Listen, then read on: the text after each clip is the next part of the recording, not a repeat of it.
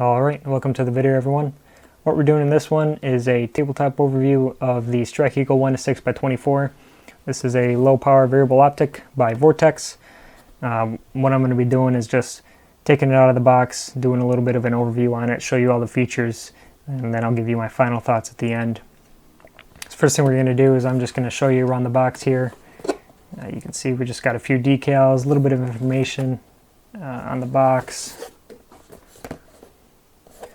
And then just some more fancy decals and whatever on the sides. Opening up the box, I have had this unpacked and I have owned this for quite a while now, so this box isn't going to be in perfect condition and it's not going to be in its original packaging. But open up the box, you're greeted with a very nice display.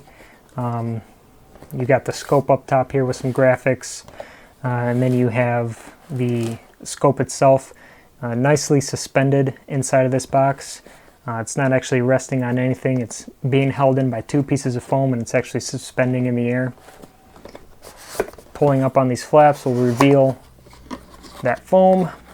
We can pull out the scope. Put the foam back in. We have the scope. And then you also get a couple pamphlets. This is just your regular manual. And then you have a reticle manual that goes over the optic and all of the other different features that go along with the reticle. We'll set them off to the side. We'll take a look at those later when we go into more detail of the reticle. And then there's the box. All right. So let's go ahead and start taking a look at the optic itself. So going over the dimensions, it is 10.5 inches long, 18.5 ounces, has a 24mm objective lens, and 30mm tubes. I use the Vortex Optics Sport Mount with a 2-inch offset. This is a very good mount, has been very good for me. And I will go ahead and I'll probably do a review of this in a future video. So you keep your eyes out for that one. Going over the build itself, it does have that, of course, this being a 1:6, has that 1:6 adjustment ring on it. You can see starting at 1, rotates all the way over to 6. It does have this little extendable throw lever on there. This just threads in place. You can rotate this without the throw lever, but it definitely makes it a lot easier when you have this on there. And this is a slightly stiffer adjustment ring, which sometimes makes it a pain in the butt to make fast adjustments because it is so tight, but it is also a very good thing, seeing as how your magnification isn't going to change on you as you're shooting. It's going to stay in place whatever you have it set to. You have your elevation and windage turrets on the side. These do have very satisfying clicks to them. They are not quick adjusting. You do have to take the caps off in order to actually get to the adjustments, which this isn't a full-blown combat scope. It is more of a budget scope, so I don't expect it to have quick adjustments for the windage and elevation. I'm just going to go ahead and you can feel or you can hear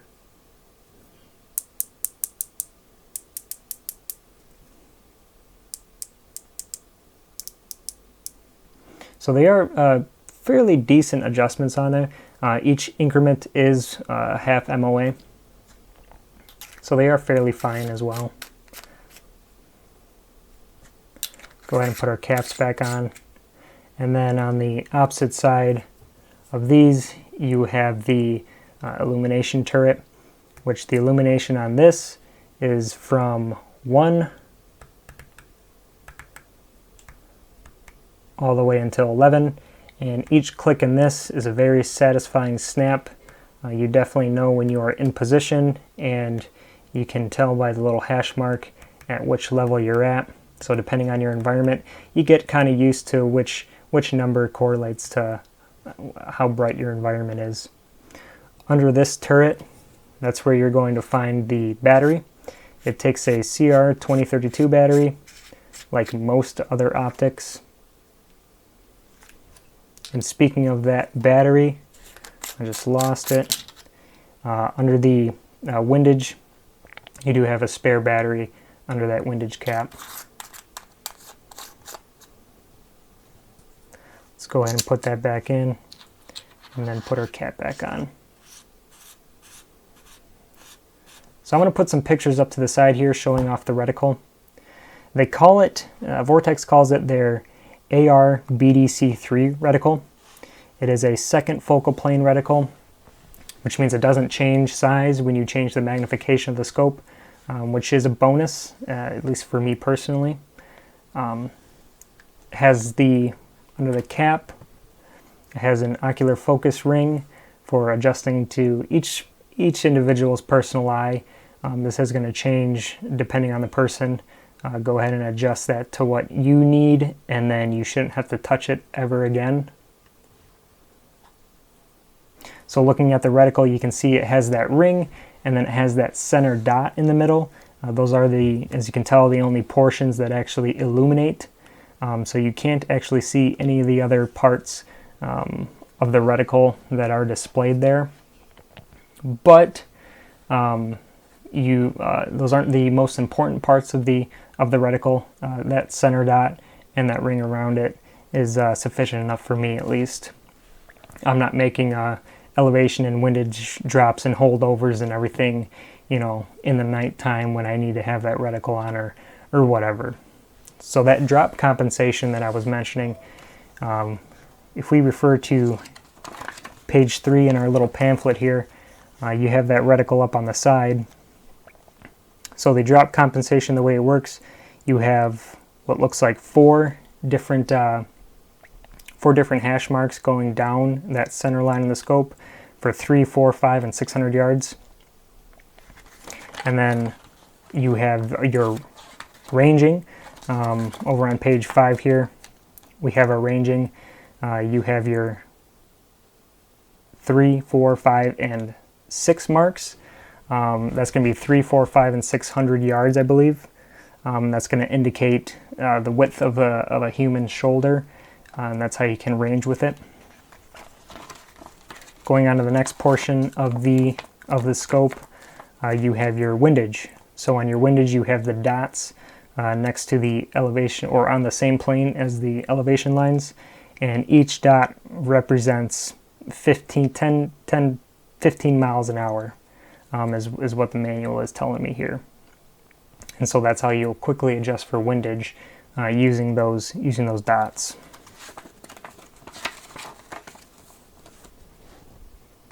So some of the pros, just going over, you know, what I think is a pro of this scope. I think it's a very good value for what it is. This retails for $399, which is comparable to some other scopes, especially I believe they're the primary arms are another more budget-friendly LPVO, but more comparative to like the EOTech Voodoos or the Vortex Razor line. The Razors go for about $1,900, $2,000, and then the EOTechs are sitting at about $1,400. I have been able to hold zero with this pretty well, shooting with 450 Bushmaster. I have this on my hunting rifle, which, like I said, is chambered in 450 Bushmaster, which has way more recoil than any regular 5.56 that most people would have this mounted on. And with the rounds I've been able to put down range, I haven't lost zero at all. It's held up very well, and I think a lot of that is due to the mount that I have on there too. Don't cheap out on mounts. Get a good mount, good decent mount. Make sure you torque everything down properly, and you shouldn't have any issues losing zero with your scopes. The glass is fairly clear at 1x. Once you bump out, this is sort of a con, once you bump out to 6x or 5x even, and you're looking at longer ranges, 200 to 300 yards, you do see a little bit of vignetting, a little bit of that rainbow effect. You know, when you're doing precision shooting, it might be quite a little bit of a struggle to see what you're aiming at. But I'm usually not taking shots that far out. I'm usually taking shots sub 100 yards, and 6x is, you know, taking shots past 300 yards with 6 times magnification is quite a challenge in itself. So I'm usually not taking shots that far out anyway, so it's not a huge deal to me. Another issue I had with this, which might be operator error, is the fogging. I've taken this out in the woods. I had a lot of issues with it fogging up.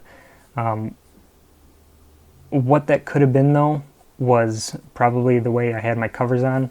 I would usually, going into the woods, I would leave my cover on, and as soon as I would get to my blind or my stand or wherever, I would open these up, and then the scope would immediately fog up. This was obviously in colder weather. Scope would immediately fog up. To mitigate that, what I did was I ended up leaving the covers off. But that in itself is also a struggle, because when you're outside in the environment, if it rains or you get a lot of dirt on your lens, you're also faced with that. You might not be fogging as much, but you're going to have a wet, dirty lens, and you won't be able to see clearly through it, and that can be quite an issue. So I had problems with the actual fogging of the scope, but it might have been my fault. It's hard to tell. As far as the durability, I haven't tested the durability too much on this scope. I've only had it for about a year now. I purchased it in October of 2020, and yeah, I've got some scratches and some dings on it. If we take some closer looks, I have some scratches and some dings in different places. It seems to be holding up fairly well, but as far as the durability of it, as far as dropping and holding zero, those things I am not sure about. The battery life, I've had the same exact battery that I got in it when I purchased it, which, like I said, was October of 2020, so battery's been in there for quite a while, and it's just as bright as it was day one out of the box. So I have no complaints with the battery life. It seems to be fairly well. But that's going to be my little overview on this Strike Eagle 1-6. I think it's a very good scope for what it is. It's an inexpensive scope. You can't expect much from it. It is not going to be as good as an Illumination or a higher end Vortex, or maybe even like a Leupold. It's just not going to be that good. The glass isn't going to be as clear. You're not going to get as much light inside of it. But for the price, I think it's an amazing value. And just getting into LPVOs, I mean, I think it's absolutely perfect for that. Just being able to get into it and get a scope on your gun, just to be able to mess around with it. And if you seem to like it, you can then invest in something a little bit more expensive. I'm going to throw up some clips of some close-ups on this thing, and then I'm going to head out of here. All right, thanks for watching.